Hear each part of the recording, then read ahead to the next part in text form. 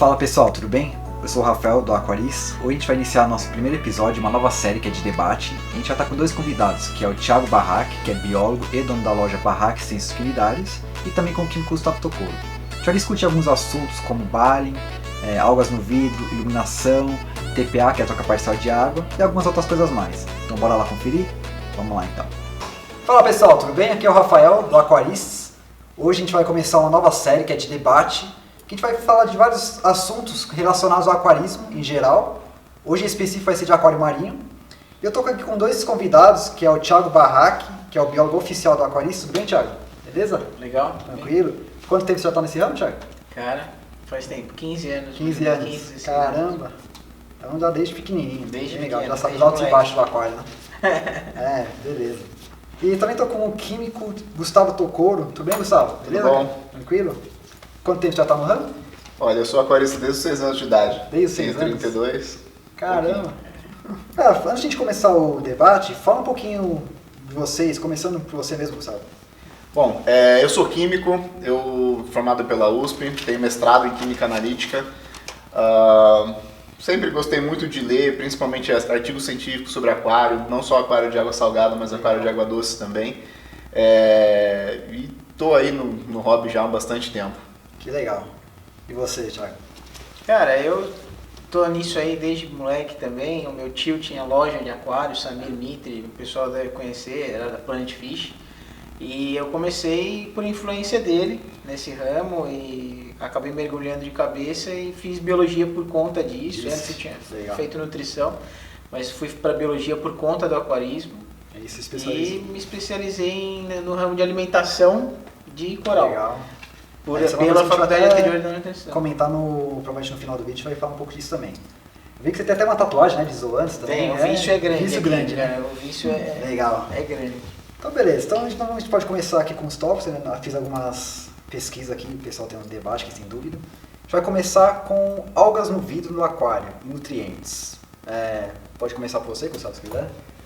Bom, esse é um tópico bastante interessante. Eu sou um adepto muito grande de refúgio, eu gosto muito de refúgio, e uma das coisas que os aquaristas sempre me perguntam, olha Gustavo, eu adicionei um refúgio aqui com a alga ketomorfa, aí de repente as algas no vidro diminuíram bastante, o que aconteceu? Na minha experiência, é sempre importante dizer que o que causa alga no vidro é luz e nutrientes. Se você tiver as duas coisas, as algas vão crescer bonito. Então, uma das coisas que é bom para diminuir as algas no vidro é, de fato, você diminuir os nutrientes, diminuir o fotoperíodo no vidro, a incidência de luz no vidro. Então, se você tem, por exemplo, olha, eu tenho um aquário que bate luz solar no vidro, causa alga. Não é exatamente a palavra causar, mas ajuda com que as algas cresçam com maior facilidade no vidro. Um outro ponto também, falou assim, mas se a gente baixar os nutrientes, vai ter alga. Ainda vai dar alga, mas vai dar menos. E existem alguns outros recursos, algumas outras atividades que a gente pode colocar dentro do aquário. Desculpa, volta. Existem alguns recursos que a gente pode usar no aquário para minimizar essas algas no vidro. Por exemplo, um filtro UV. Existem alguns casos aí, que, inclusive de alguns outros canais no YouTube americanos, se a gente pegar o BIS TV, eles estão fazendo esses testes. Que com um filtro UV bem dimensionado, com vazão correta, diminui muito a produção de alga no vidro, e não só alga no vidro, mas também com a produção de alga nas rochas. Isso é um ponto bem interessante a ser falado. Legal. E pelos esporos, né, que eles pegam na coluna d'água, né, o filtro ultravioleta. Porque tem muita gente também que fala que o filtro ultravioleta acaba com a biologia do aquário, a microbiologia do aquário. Matar a coisa boa. Isso, eu não acredito nisso, mas tudo bem. Mas o negócio de algas no vidro é uma coisa que incomoda muita gente, é uma coisa que tem... Acho que todo aquarista passa por isso, principalmente no início, onde os níveis de nutrientes, que nem o Gustavo falou, são mais altos. Nutrientes que ele fala é nitratos, fosfatos, os compostos nitrogenados que estão disponíveis na água, que as algas usam de qualquer jeito para crescer, o combustível delas. Nitrato, fosfato, compostos nitrogenados, a luz solar, luz normal do aquário, então aquário que bate sol, provavelmente vai ter uma incidência mais fácil de alga no vidro. Então. E é o que ele falou, a gente tem que procurar baixar o nível de nutrientes no aquário, nutrientes ruins, na minha opinião, assim, nitratos e fosfatos já ruins que tem que ser tirados do aquário. O refúgio é uma opção muito boa de tirar, de exportar esse excesso de coisas ruins. E baixando isso, você tirando um pilar de resistência das algas, por exemplo, se você deixar o aquário cheio de nutrientes, mas se você tirar a luz por completo, elas vão morrer. Sim. Mas como a gente não pode fazer isso, porque a gente vai ter corais e outros peixes, outros seres que precisam da luz no aquário, a gente tem que tirar os nutrientes. Tirando, elas morrem. Ou diminuindo, também elas diminuem. Uma coisa interessante que é importante a ser falado, a equipe de limpeza, quer não, os tubos, eles ajudam muito na limpeza do vidro, e eu acho que é uma coisa interessante. E uma coisa que essa é uma opinião pessoal, mas essas algas no vidro me irritam muito porque 100% dos riscos que a gente causa nos nossos aquários é tentando limpar as algas no vidro. Exato. Então é uma das coisas que se a gente conseguir minimizar a quantidade de água no vidro, você vai conseguir diminuir também a manutenção de ficar raspando o vidro o tempo todo. E equipe de limpeza é uma coisa que entra na parte que eu acredito muito que a pessoa tem que quando vai pensar em quais peixes, quais invertebrados, quais coisas elas vão colocar no aquário, elas têm que ter em mente na proatividade dessas coisas. Entendeu? Eu sou adepto de comprar peixe bonito, coral por bonito, por ele ser bonito, mas também pensar no que ele vai ser bom para a comunidade recifal, ser benéfico para o aquário. Fechada, que é o aquário marinho que você está elaborando ali. Peixes proativos, que nem aquele Rock Algae Blenny, que é sensacional, ele come alga pra caramba, o paguro, o snail entra nisso. Então o cara tem que pensar nesse lado também da proatividade dos bichos que estão dentro, porque é uma comunidade e ela tem que ser saudável. É importante dizer que a equipe de limpeza é vida, né? Sim. Exato, não é também. um bichinho que você exatamente, não usem equipe de limpeza claro, como claro. teste de água, por favor. Outra coisa que tem um subtópico ligado a isso, que é a questão de fotoperíodo e filtração UV e luz solar. O que você tem a dizer sobre isso? Bom, fotoperíodo, isso é uma experiência que eu tive até desagradável, vamos dizer assim.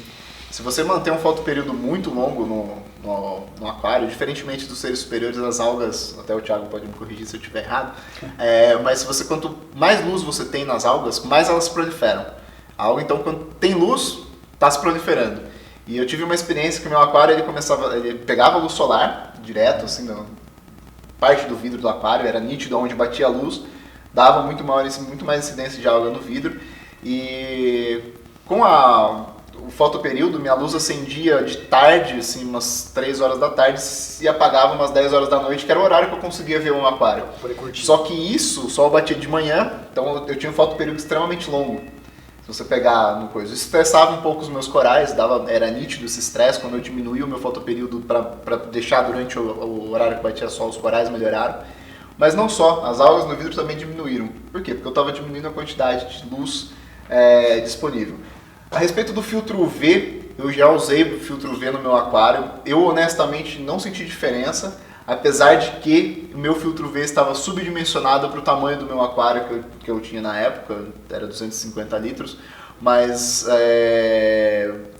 o tamanho do filtro UV não era suficiente, a potência não era suficiente, eu acho que isso não deu uma ajudada nas algas. Mas eu acho que é sim uma forma válida de você minimizar a quantidade de água no vidro, e até com outros recursos. O pessoal que usa ozônio, por exemplo, comenta muito que isso diminui a formação de algas nos vidros, mas para mim, na minha opinião, a melhor forma de controlar isso é reduzindo o nutriente do aquário e minimizando o fotoperíodo.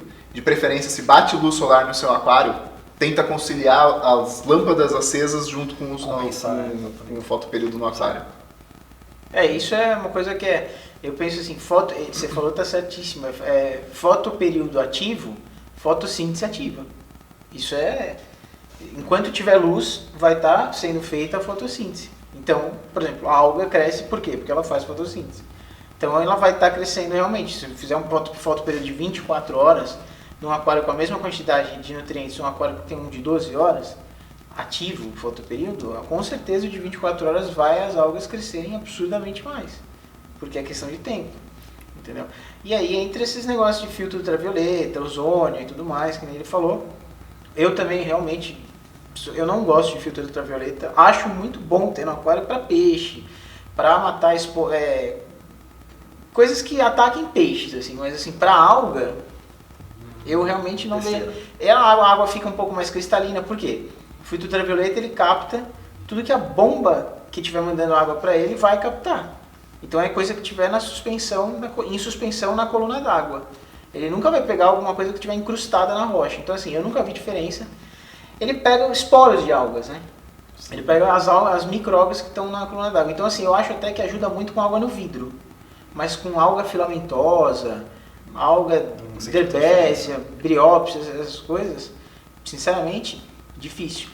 Ele não vê essa capacidade. O ozônio já ajuda mais nessa parte, eu acho. Mas é uma coisa que tem que ser conversada muito, porque é uma coisa muito perigosa também de usar. Não é que eu estou recomendando todo mundo colocar ozônio que tiver com problema de algas. Não, vai atrás de baixar os nutrientes. Mas é o que o ozônio faz. O ozônio ele acaba aumentando muito a oxigenação da água e aí acaba ajudando a diminuir o composto nitrogenado, etc. Mas isso aí a gente vai conversar depois mais aprofundo sobre isso. Né? Tem uma outra coisa que o pessoal comenta muito com relação a essa fritagem, que é o seguinte. Eu chego de noite em casa, eu quero curtir meu aquário, mas consigo manter sem dar água, consigo deixar desligado durante o dia, mas está pegando aquela luz do aquário, né? Meu aquário direto lá, consigo manter? É possível isso? O que vocês... Eu acho legal o cara ter... Por exemplo, o cara trabalha de dia, ele quer curtir o aquário, eu acho muito viável essa opção dele, que ele quer ver o aquário. O ruim é assim, até aquela luz direto no aquário dele. O problema é que ele vai ter que dar um jeito de inevitavelmente, de bloquear um pouco a luz solar direta. Luz solar indireta não vai ter tanto problema. A claridade da sala, essas coisas.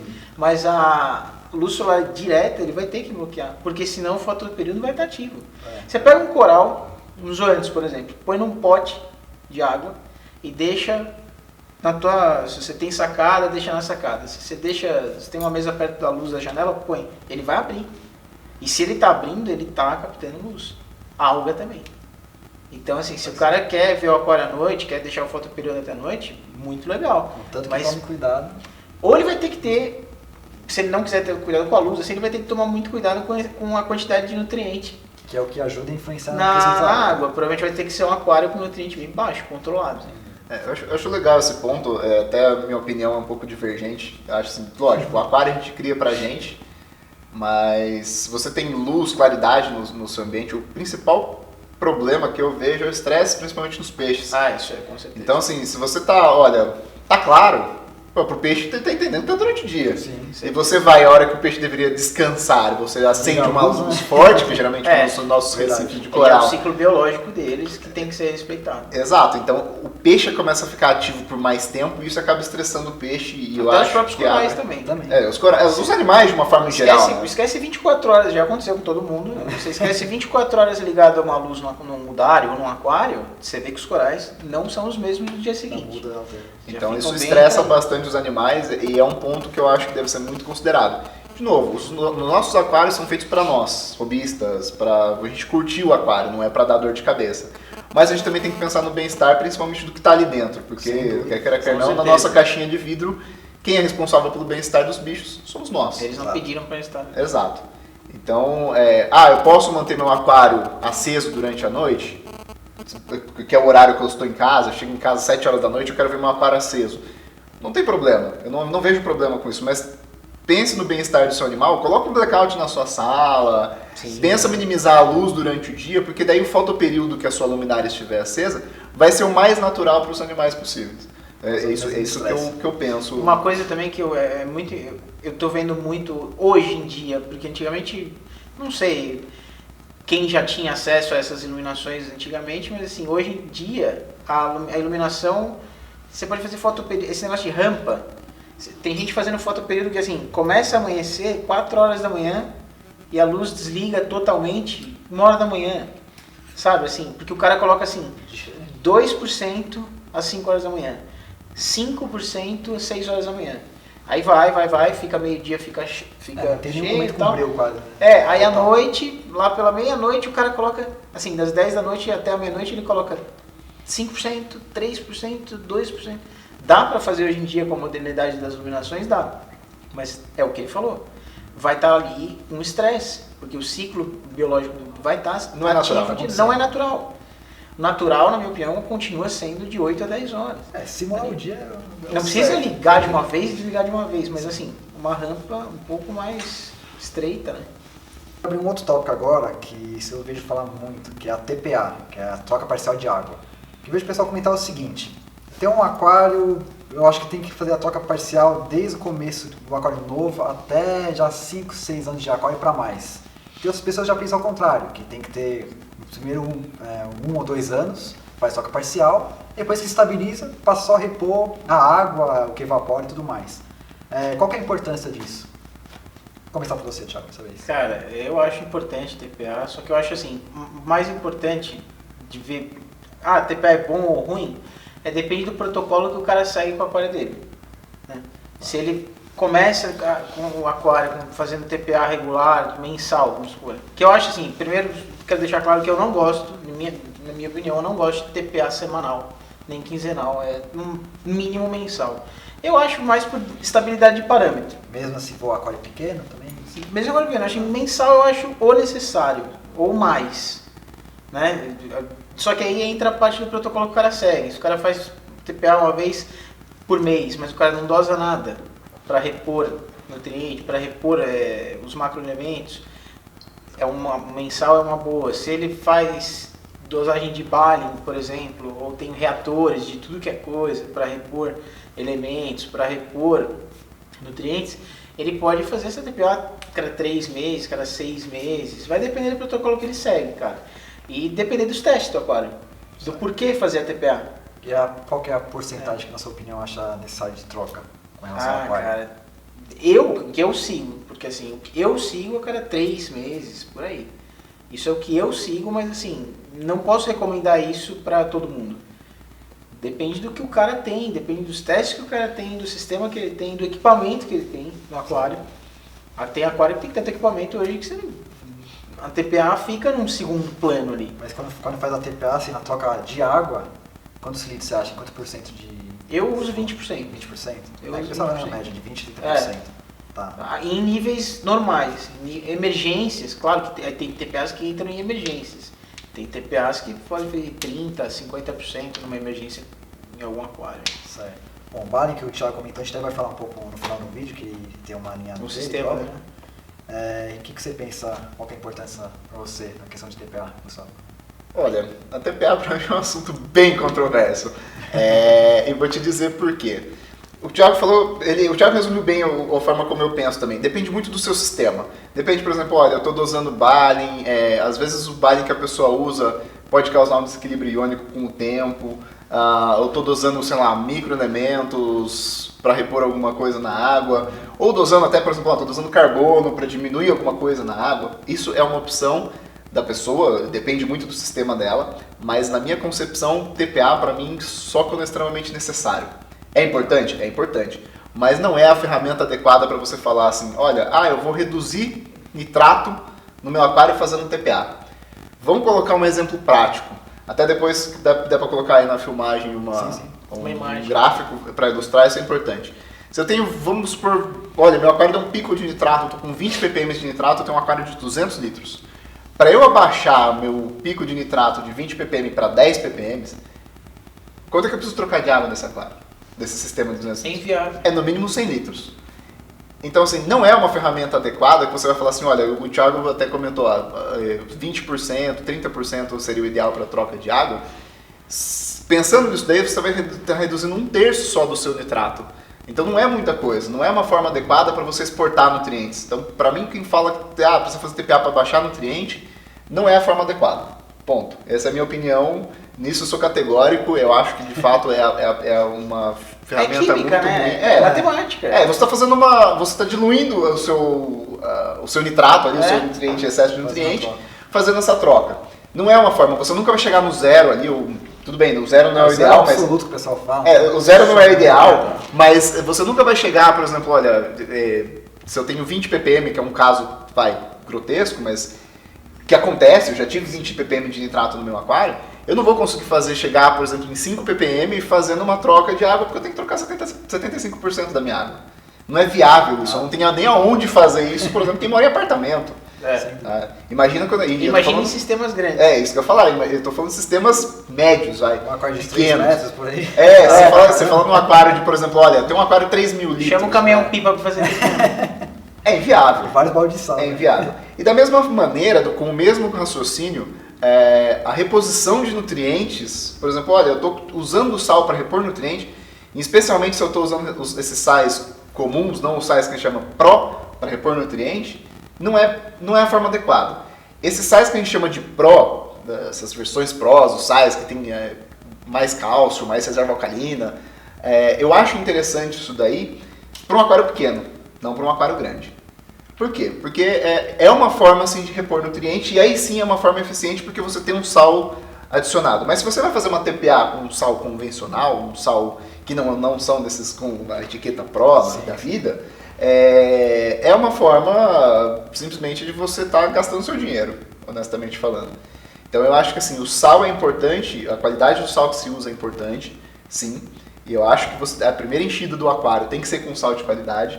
E as TPAs, eu concordo plenamente com o Thiago. Para mim, uma TPA uma vez por mês, 20% está mais do que suficiente. E isso para mim, especialmente se você usa produtos de qualidade. Tá? Se você usa produtos, olha, eu estou usando, alguma coisa caseira, alguma solução caseira, aí eu até recomendo uma troca a cada 15 dias. Isso você fala mesmo aquário novo ou antigo, independente, a troca uma vez por mês? Independente, para mim, se é novo, se é antigo, porque assim, a gente sempre fala, nós aquaristas de uma forma em geral, sempre fala assim, a chave, o segredo do sucesso de qualquer aquário é a estabilidade. Se você faz de uma forma, mantenha essa forma, porque isso aí é que vai dar a estabilidade do seu aquário. Isso aí você vê pela temperatura do aquário também. Mantém 26, 27, 28, 24, por que não? Mas o que vale é a estabilidade do negócio. Exato, então mantenha estável. Sentir muito também, né?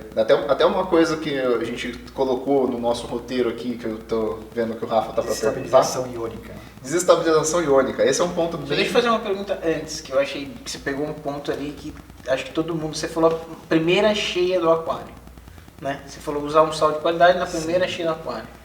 Tem muita gente, eu vejo isso pela internet, assim, o pessoal falando, a primeira cheia do aquário, usar a torneira. E aí? Não tem problema, verdade. Cara, eu já ouvi também. De novo. Eu quero ouvir isso. Olha, pode começar. Porque o pessoal acha que esse fosfato depois sai do aquário fácil. Vale a pena usar água da torneira? Usar a torneira não tem problema, só da alga. Não tem problema nenhum. Você já está se respondendo a sua própria porque pergunta. eu não aguento. Mas, de novo, olha, eu vou usar água da torneira com um sal vagabundo. Vou colocar um sal vagabundo. Beleza. Cara, a primeira cheia do seu aquário, tudo de que você está trazendo de ruim que pode vir numa água da torneira, olha, pode vir com excesso de cobre, pode vir com excesso de silicato, pode vir com excesso de fosfato, nitrato, às vezes pode vir com excesso de sulfato dentro da água do que a gente bebe. Tudo isso vai para o seu aquário. E como é que você consegue trocar isso se você encher o seu aquário? Olha, enchi com isso daí, ciclei meu aquário top, pá, não deu alga, tá mil maravilhas. Na primeira cheia usei sal ruim, usei água da torneira. Funciona? Funciona, você vai ver na internet, você vai ter um monte de gente. Funciona. Só que como é que você vai, se for só fosfato, tu vem com, às vezes a água da torneira vem com 1 ppm de fosfato. Vai tirar isso depois. Na minha casa, eu já medi a água da torneira da minha casa, sai mais com 2 ppm de fosfato. E o ideal nos nossos aquários é 0,02 ppm. É bem mais baixo, são quase 100 vezes menos que isso. Como é que você vai tirar isso? Você vai fazer uma troca de 100% com sal bom? Se você vai fazer uma troca de 100% com sal bom com água RO, DI, que seja, zerado, por que não encher o aquário da primeira fazendo certo da primeira vez? Sim. Também não preciso falar não respondeu a pergunta, né? Beleza. E só para complementar, a parte da desestabilização iônica. Isso é uma coisa muito interessante, eu sempre bato na tecla sal de qualidade, estamos falando de sal de qualidade. Você vê muito pessoal falando assim, olha, eu vou fazer uma TPA com um sal qualquer de emergência. Ok, não tem problema você usar uma vez, 2, 3 vezes. Existem alguns sais baratos que são bons, não é sal ruim. Mas, porventura, pode ser um sal que seja focado no aquário de fish only, por exemplo, que não tenha nada para um sal de coral. As cargas de macroelementos. Exato. E aí, isso aí, se você faz uma TPA, de fato você pode causar um desequilíbrio iônico. Meu coral começou a ficar marrom, meu coral começou a ficar branco, meus outros não abrem, meu mush se encolheu. Por que isso? Exatamente por isso, porque você pode estar usando, olha, um sal que é recomendado para um aquário só de peixe, não é um sal recomendado para um aquário de coral. eu sou, de novo, eu sou categórico nessa opinião. Você quer um sal de coral, você vai usar um sal de coral. Um sal de qualidade, não precisa ser pró, mas que seja um sal recomendado para coral. Certo. Seria a mesma coisa que o cara brincar de usar o Balin, por exemplo, hoje eu vou usar o Balin da Tropic Marine, não posso falar o nome de marca, mas enfim. Não tem problema. Hoje eu vou usar o Balin X, amanhã eu vou usar o Balin Y, amanhã eu vou usar o Balin C. Tipo, vai dar problema, cara. O balanceamento das fórmulas, que teve um baita trabalho para fazer, é completamente diferente. Isso é até um ponto interessante a ser colocado. A gente pensa, todo mundo pensa, até um próximo tópico para um próximo vídeo, mas na parte de suplementação de cálcio, reserva alcalina, algumas formas que a gente coloca causam um desequilíbrio iônico no seu aquário.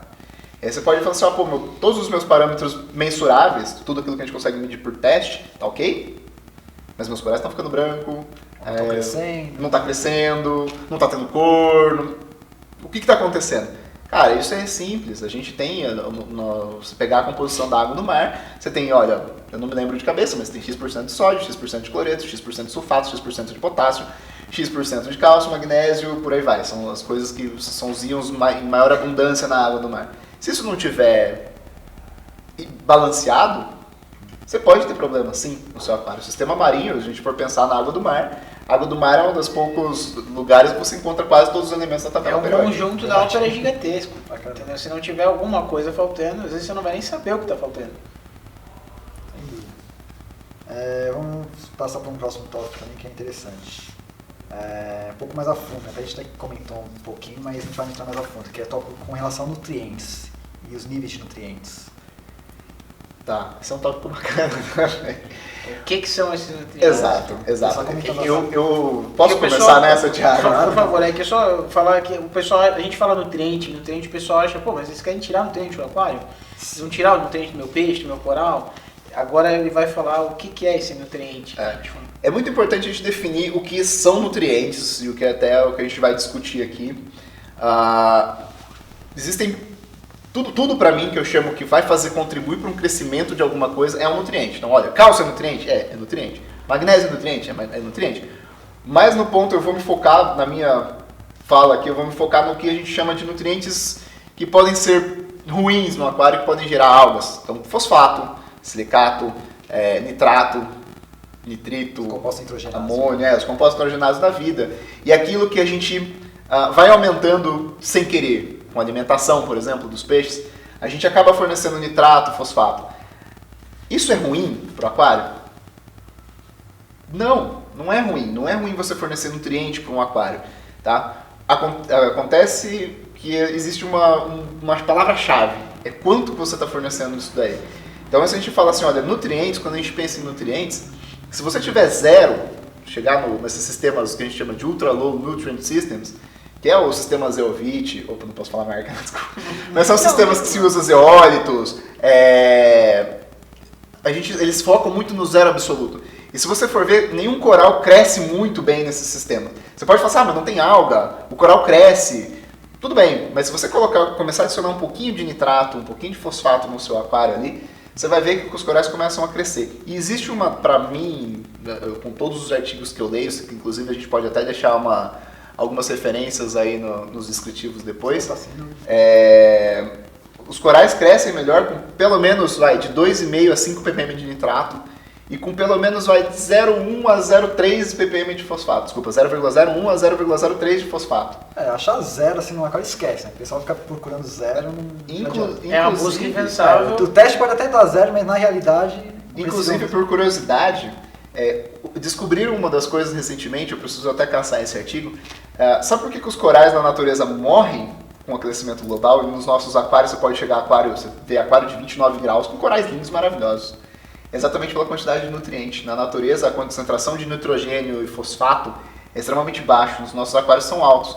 Isso permite com que o coral tenha uma resistência maior à temperatura. Depois a gente deixa aí. Sim, isso é uma coisa que o pessoal que tem zero absoluto vive bem assim na pele isso. Morreu um coral, levantou um pouquinho ali amônia, começa a morrer tudo, cara. Então vamos falar um outro subtópico que é importante também com relação a nutrientes, que é a alimentação de coral e peixes. O que você pensa com relação a isso, Thiago? Então, cara, como o Gustavo estava falando antes, falou muito bem falado, Esse tópico é um tópico importante. O que a gente está falando agora de nutrientes são os nutrientes negativos. Só, né, explicando que nem ele já explicou, mas nutriente negativo, nitrato, fosfato, essas coisas, é inevitável a entrada deles no aquário. Como ele falou, tem alimentação de coral, alimentação de peixe, fatores externos. Quem nunca deixou vazar um copo de skimmer do sempre? Cara, vai entrar nutriente negativo no aquário? Vai. Fosfato por ração, tem muito? Vai. O que eu acho importante, na química ele já falou, categoricamente, não tem nem o que acrescentar. Na parte biológica do sistema, o quanto esse sistema está bem montado para absorver esses nutrientes negativos. A parte biológica do sistema, entendeu? Que aí entra mídias de absorção de bactérias, de adsorção, mídias de manutenção de colônias de bactérias que consigam consumir isso. Aí no que eu falo mídia, mas também pode ser substrato, as rochas, o sistema em si, sim. A parte biológica do sistema. O quanto ele consegue absorver de carga orgânica e transformar isso em nitrogênio pelo ciclo biológico. Aí entra lá o ciclo nitrogênio, que todo mundo já conhece. Essas mídias que o Thiago citando seria ou tanto pérolas, aquelas placas. Tem, tudo. Rochas, tudo. E o quanto o sistema consegue absorver. Tá. Então, assim, sempre vai ser negativo o acúmulo desses nutrientes. Mas, por exemplo, a alimentação de coral. Eu vou alimentar meu coral, que eu acho isso uma regra, cara, pra mim, né? De novo, o aquarismo não é uma receita de bolo. Eu posso achar uma coisa como via de regra, outra pessoa não. Claro. Na parte biológica, na parte química não é bem assim. Na parte química é matemática, cara. É aquilo ali e se não for, prove o contrário. Mas assim, se você vai alimentar um coral, você vai estar adicionando, querendo ou não, uma carga orgânica no aquário. Você tem que aliar, você tem que mensurar a quantidade que você vai estar dosando de alimentação. O quanto aquele sistema suporta de alimentação. O consumo desse sistema pelos corais que estão ali. O que eles não consumirem vai virar o quê? Excesso. Então não adianta você pegar, eu acho um erro, isso atrás de rótulos de alimentação para coral, até para coral invertebrado, tem lá uma regra. Dosa 10 ml cada 100 litros. Isso eu acho assim, é uma luz para você seguir, mas você tem que mensurar muito a quantidade de bicho. Sim, que você tem. Não adianta consumindo tá feito isso. Pra tantos porque um aquário que tem um coral ali no meio, ele vai consumir aquilo lá e o resto vai ficar composto nitrogenado, vai sobrar ali. Vai acabar virando sujeira, nutriente negativo. Agora, tem um aquário repleto de corais, colônias, que são consumidoras fenomenais de nutrientes, eles vão absorver muito mais esse alimento de coral e o que sobrar vai ser pouco. Aí entra a quantidade que o sistema consegue absorver dessa parte orgânica. Mas eu acho que alimentar coral é fundamental. A questão do alimento... E claro, alimento de qualidade. Sem dúvida, isso é o principal. Principal. Os alimentos em geral, eles vão dar uma dosagem considerando que você tem bastante coral, não é? Pra quem tá começando agora com 3 mudinhas ali, então. né? Mas você acha viável, pegando o gancho disso aí, você acha viável alimentar, por exemplo, um coral? Eu tô começando agora, recém montei meu aquário, tenho poucos corais, você acha viável alimentar? Não. Primeiro que, assim, a sobra vai ser gigante. O cara não vai... Segundo, o coral foi recém-adicionado. Ele ainda não está fazendo o consumo que ele vai fazer depois com o ser colonial. Assim, entendeu? Outra coisa, o coral, ele vive em colônias. O coral é uma colônia, a maioria, vai. E ele vai se alimentar conforme essa colônia crescer. Então, assim, depois que ele se estabiliza no aquário, no sistema, o consumo começa a aumentar. Isso aí você vê nitidamente nos testes de cálcio, magnésio, essas coisas, que o consumo começa a aumentar quando você tem colônias grandes no aquário. Você pode perguntar para qualquer aquarista que tenha colônias grandes de acrópora, ele vai te falar isso. Precisa dosar. Mas no início eu acho com certeza, você falou, eu acho que não é dispensável. Porque além disso, no início do aquário, o nível de nutriente negativo já vai estar um pouco alto. Normalmente, né? Nos sistemas que a gente até passar a estabilizar, né? Aí depois que estabilizar, aí entrar com alimentação de coral, sim. E o que você pensa com relação a isso? Olha, a parte biológica eu... Deixa de lado. Não, zero esquerda.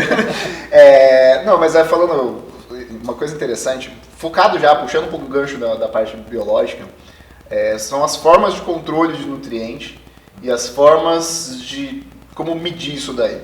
A gente fala em teste de aquário, tem que testar isso, tem que testar aquilo, mas o que de fato a gente precisa testar? Isso é um ponto muito importante. Na minha opinião, isso é uma coisa que eu até falo para todo mundo que está começando.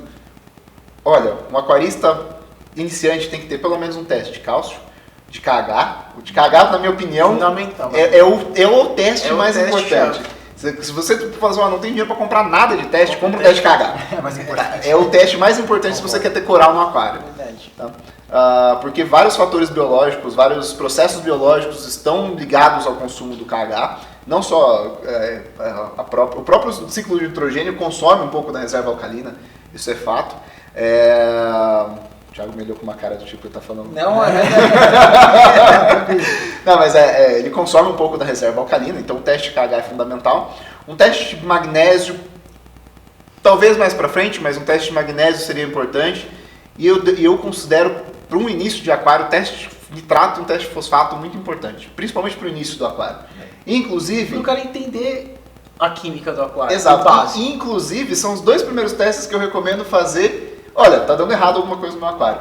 Porque pode ser ou excesso de nutriente ou falta de nutriente. Os dois limites são ruins. Que é o que a gente tinha falado um pouquinho mais no começo. Então, assim, testes bons. Compra teste bom. Teste bom não é desperdício de dinheiro, é investimento. Sim. E um teste que se você compra numa loja, você vai ver, o tempo de duração dele é muito grande, dura 2, 3 anos.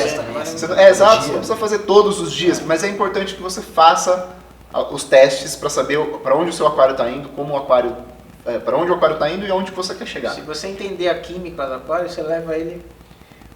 Uma das coisas que a gente estava até conversando, quando a gente estava criando o roteiro do vídeo, no meu aquário, por exemplo, eu tenho um problema muito sério com falta de nutriente. Porque eu tenho um refúgio muito eficiente.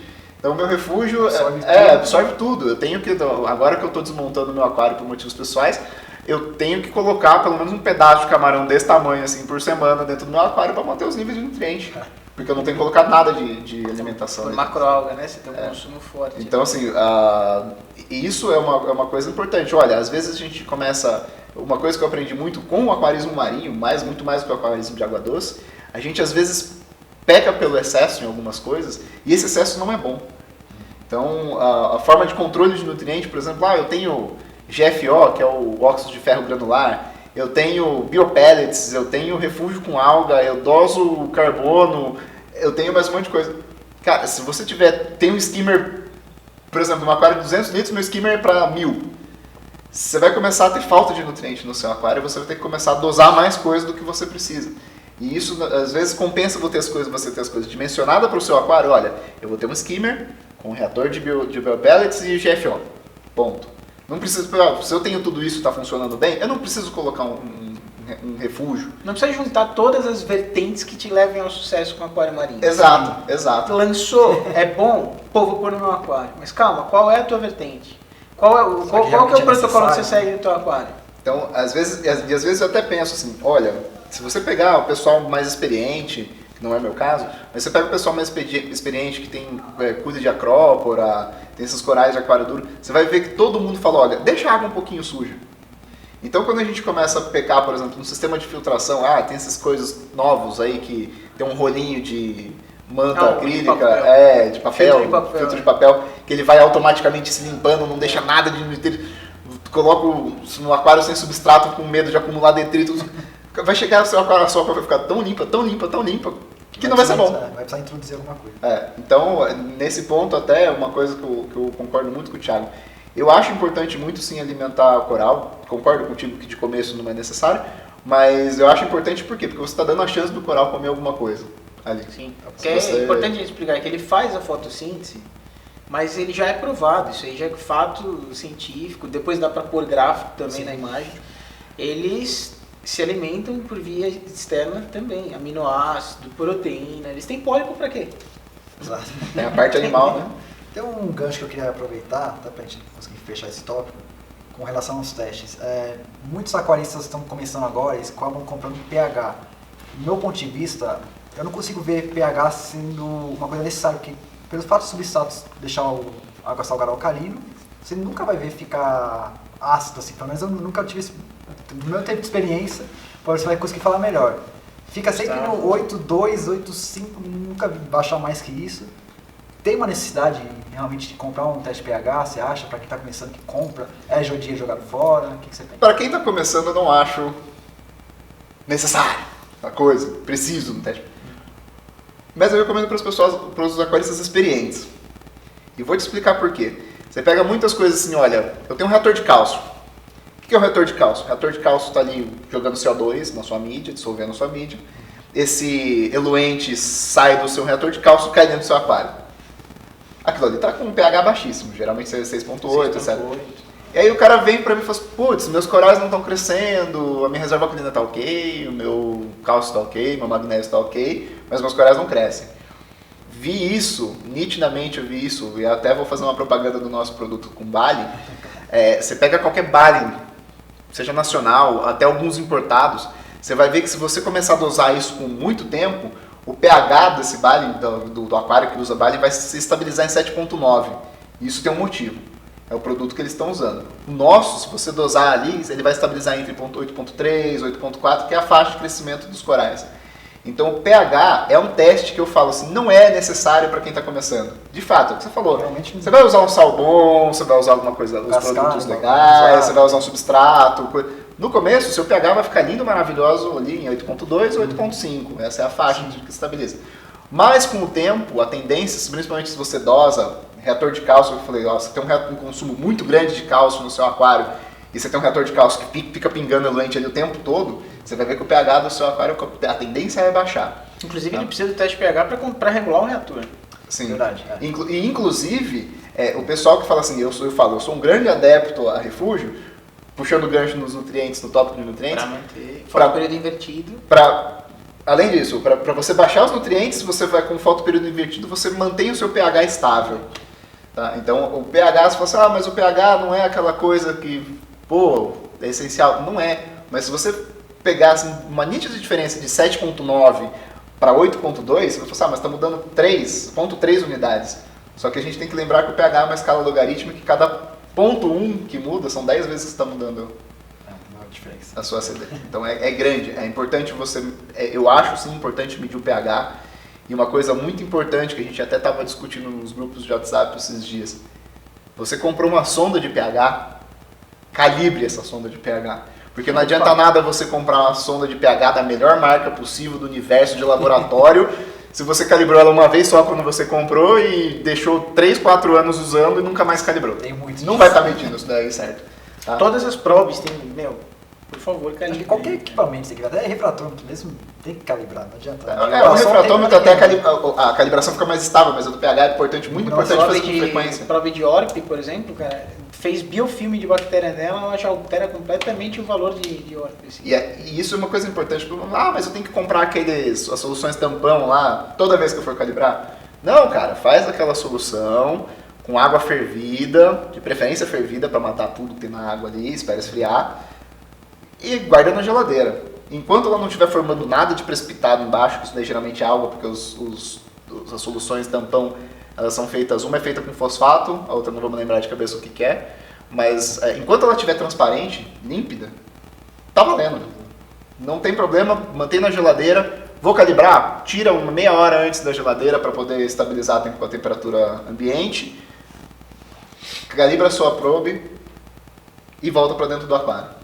Tá? É muito importante calibrar, a gente até discutiu isso daí, eu falei, olha, mas qual é a frequência que eu devo calibrar?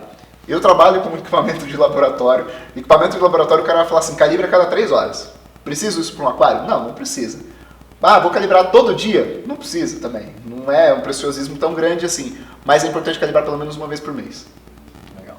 Vamos passar agora que a gente encerrou o debate, a gente vai falar um pouquinho do Baling e parece que você tem um alimento também de coral, é isso? Sim, o alimento de coral. A gente sempre fez pesquisas na área, toda a minha formação acadêmica na parte da biologia foi focada em alimentação de coral, assim, sempre foi a área que eu mais gostei, a parte de nutrição dos invertebrados marinhos.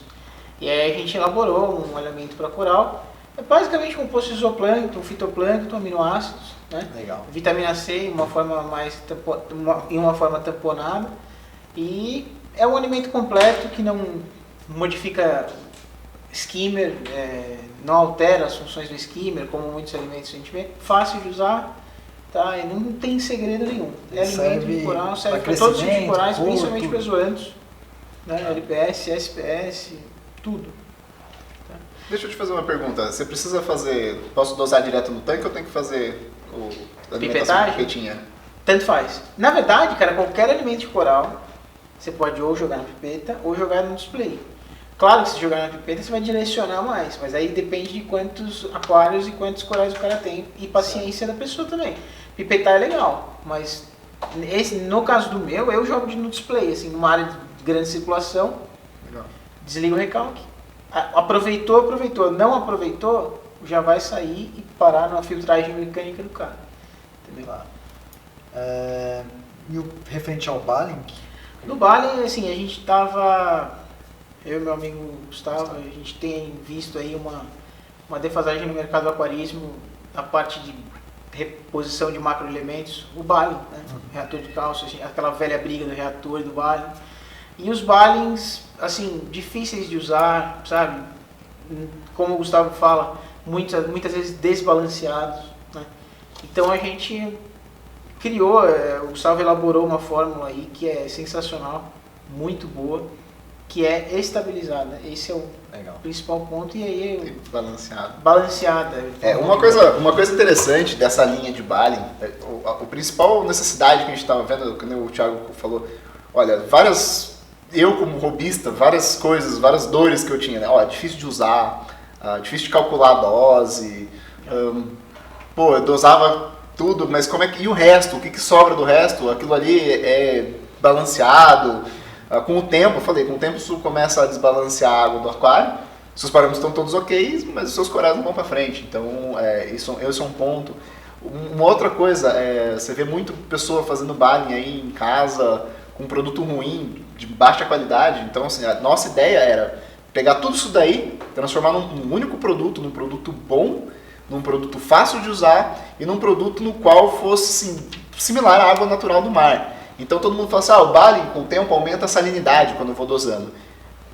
Esse Balling que foi formulado, eu posso simplesmente chegar ali, tirar um pouquinho da água do meu aquário, se eu aumentar a salinidade demais, repor com água doce normal, acabou. Não tenho problema com isso. Aliás, até essa perda de água que você tem com o skimmer, rodando o skimmer, às vezes isso já balanceia o aumento de salinidade. No caso desse Balling. Então assim, é um produto que eu passei noites em claro pensando numa formulação, de maneira que fosse eficiente a ponto de eu conseguir ter o balanço perfeito dos íons da água do mar. Então é como se fosse um sal pró, vamos colocar assim. Eu estou fornecendo cálcio, a reserva alcalina, um pouquinho de magnésio.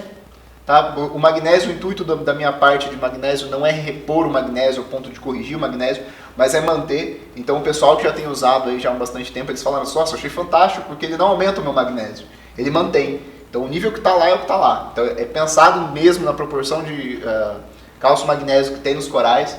Então isso daí foi um estudo assim, passei noites em claro, tenho várias referências bibliográficas e os produtos que a gente usa são matéria-prima de primeira. E a gente vai até fazer um teste muito interessante para mostrar para vocês o que a gente chama de garantia de análise, ou seja, se eu fizer análise em casa, tem que dar aquilo ali no produto. Então esse é um ponto bastante interessante. Outra coisa, então se eu usar o Balling, preciso de reator de cálcio? Não. Na verdade, assim, é muito de gosto. O pessoal fala assim, olha, eu gosto de reator de cálcio. Ok, reator de cálcio tem as suas vantagens e suas desvantagens, da mesma forma que o Balling tem as suas vantagens e suas desvantagens. Eu, como químico, a minha forma preferida de repor cálcio em reserva alcalina é Calpasser. Eu sempre falei assim também, eu acho que aquários muito grandes, é legal até ter um reator de cálcio com um pilar ali. E o Balling também, entendeu? Para corrigir os parâmetros, só para... Mas também vai muito Balling. Mas só puxando a sardinha para o nosso lado, vamos colocar assim, se você fizer o teste com o pessoal que usa o reator de cálcio, tem uma demanda muito grande no reator de cálcio, fala para eles começarem a medir o pH para você ver. Você vai ver que o pH ele vai estabilizar ali, olha, 8.1, sabe? É muito difícil você conseguir chegar a pHs 8.3, que seria o ideal, né? Que a gente fala para a precipitação do carbonato de cálcio e formação dos esqueletos dos fazer uns testes aí para ver se está tudo certinho. Outra coisa, como que é a dosagem com relação à litragem de aquário dos Balling de vocês? Cara, essa é uma pergunta muito interessante. Não só a dosagem em relação à litragem, mas eu até esqueci de comentar no começo do vídeo. O nosso baling ele foi feito, olha, a parte A eu vou dosar 2 ml, então eu vou dosar 2 ml do B, 2 ml do C. Não preciso ficar quebrando a cabeça que quanto que eu tenho que dosar de um, quanto que eu tenho que dosar de outro. Porque biologicamente falando, você fala, mas as demandas das coisas podem ser diferentes. Biologicamente sim, mas quimicamente não. A partir do momento que eu começo a passar do nível aceitável, eu começo a precipitar, então não tem problema com isso, quanto a isso. Por isso que eu tenho que dosar, olha, 2 do A, 2 do B, 2 do C. Esse é o papel que a gente desenvolveu. É fácil de calcular, é intuitivo. Se eu preciso aumentar uma coisa ali, eu aumento. Ou se eu precisar diminuir, eu diminuo em todos. Então isso é muito interessante. E quanto à dosagem da litragem, para aumentar, por exemplo, 1 DH de KH num aquário de 300 litros, eu preciso de 18 ml da minha solução.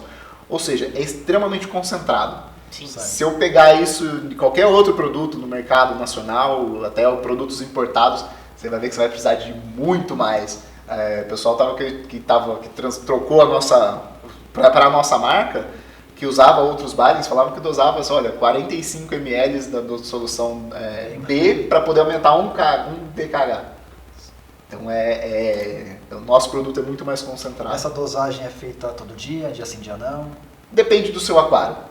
Tá? Isso é fato. Eu recomendo doses menores frequentes. Eu também. Tá?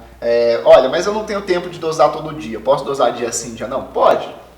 Tá? Mas é muito importante falar, parte A, parte B, parte C, sempre dá um intervalo de pelo menos 5 minutos entre cada dosagem, não vai dosar de uma vez só, porque senão na hora que você dosar, precipitou, você vai acabar que não vai estar usando tudo. Uma pergunta que muita gente faz, isso aí eu sempre ouço isso. Por que baling líquido? Por que o nosso baling é líquido e não em pó? Verdade. Excelente pergunta. Exatamente por causa das dosagens iguais e para facilitar a vida do aquarista.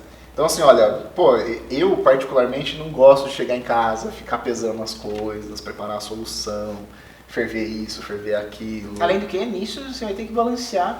Exato. O trabalho de balancear a solução vai ser do aquarista. É um sistema que a gente costuma dizer, essa formulação foi feita pensando num sistema à prova de erros. Então assim, é um sistema plug and play, é chegar, colocar lá e usar. Não preciso quebrar minha cabeça, não preciso ficar... A chance de dar problema é bem menor, bem menor. Então assim, é um sistema de fato que a gente chama de à prova de erros. Eu não tenho que calcular, pesar nada, eu não tenho que ter uma balança em casa, eu não tenho que ficar preparando a solução. Não, eu simplesmente chegou, abriu a garrafa, colocou lá, acabou. E olha, dura bastante, mesmo sendo líquido, dura bastante. Tem pessoal aí usando que está durando 3 meses, 4 meses, tranquilamente com um kit só. Precisa colocar na geladeira alguma coisa? Depois Não. Tá. Não. Última perguntinha para fechar. Pode acontecer, acho que com o pessoal também. Vou viajar, vou ficar 2 semanas fora, ou de repente a pessoa esqueceu de dosar o baling por 1 semana. Qual que é o perigo que isso pode causar? Ou alterar assim, na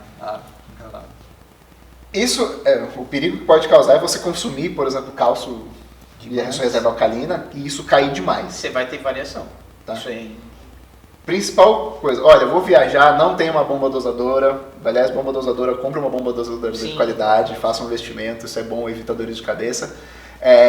Mas eu não tenho uma bomba dosadora, não tenho um vizinho, um amigo que possa dosar para mim, vou passar 1 semana sem dosar. Meça, faça o teste, vê quanto está seu KH, coloca ele num nível aceitável, por exemplo, até 9 é aceitável, mais do que isso você começa a dificultar a precipitação para alguns corais, inibe o crescimento de alguns corais, zoantes, por exemplo, se aumentou, passou de 9, os zoantes começam a se fechar, então, mas olha, mantém lá 8,5 de KH, vai viajar, quando você voltar você mede de novo. Sim. Se tiver baixo, supondo, voltou, tá baixo, vou manter a mesma dosagem? Se tiver baixo, vou voltar a mesma dosagem? Não. Você vai ter que dosar doses um pouquinho maiores até você chegar no nível aceitável. Chegou no nível aceitável, você nunca diminui. De uma vez só, por favor. Exato, nunca de uma vez só, porque, assim, de novo, a chave do sucesso para o nosso hobby é a estabilidade, qualquer variação evitar bruta de variações qualquer muito coisa bruscas. vai dar problema. Exato, então evitar variações muito bruscas, colocar aí, olha, doses, aumenta um pouquinho a sua dose, eu dosava 1 ml, dosa 1,1 ml, pega a seringuinha, seringa é sempre uma forma muito eficiente de se medir volume, tá? E com precisão, então pega a sua seringuinha, aumenta um pouquinho lá e vai jogando, e vai fazendo teste, cara, de novo, você não precisa fazer teste todos os dias depois de estável, mas até estabilizar, faça os testes, chega no nível que você quer, diminui um pouco a sua dose, ele vai se manter isso daí. Lógico, Gustavo, mas meus corais começaram a crescer demais, começou a ter um consumo muito grande e está caindo, o que eu faço? Aumenta um pouquinho a dose. Sim. Legal. Tá. Esses produtos a gente consegue encontrar No site, pelo site. no site, tá?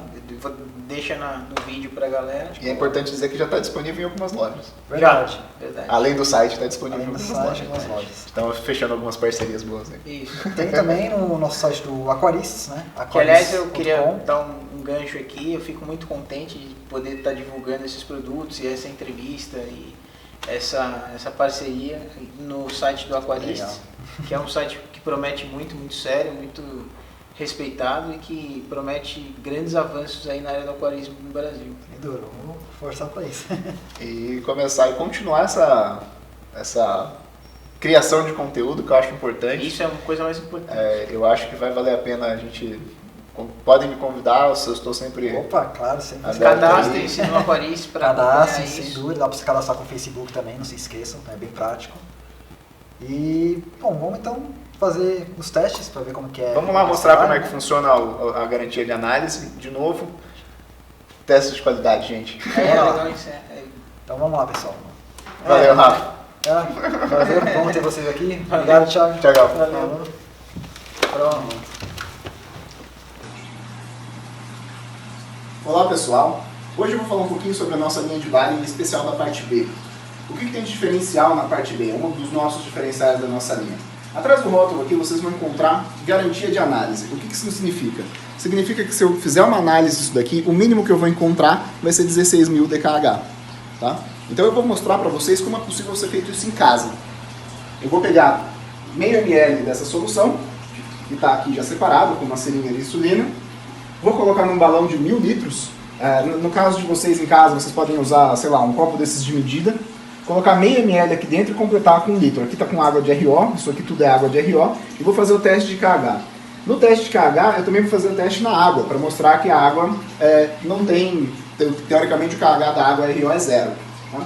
E aí eu vou pegar e fazer o teste da Royal Nature. Esse teste da Royal Nature está com validade 01/11/2019. Então ainda está válido. E é isso aí, vamos lá para o teste. Beleza, já terminei de homogeneizar a solução, vamos lá fazer os testes. Vou pegar aqui e despejar isso no becker apenas para transportar, a gente não tinha nada menor. Vou pegar 5 ml disso daqui, que é quanto o teste me pede. Tá? Então,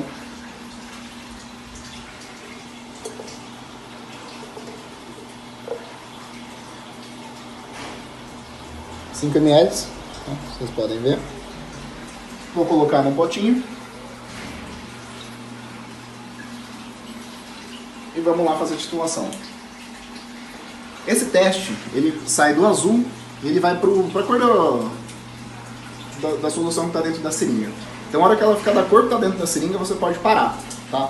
Às vezes ela fica meio esverdeada, se ficar esverdeada, você tem que continuar até ela ficar da cor da seringa. Vamos lá.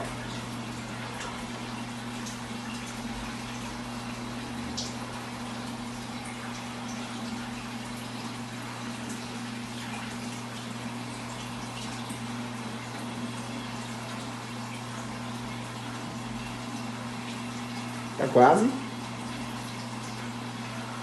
Ainda está levemente esverdeado. Agora sim. Acabou.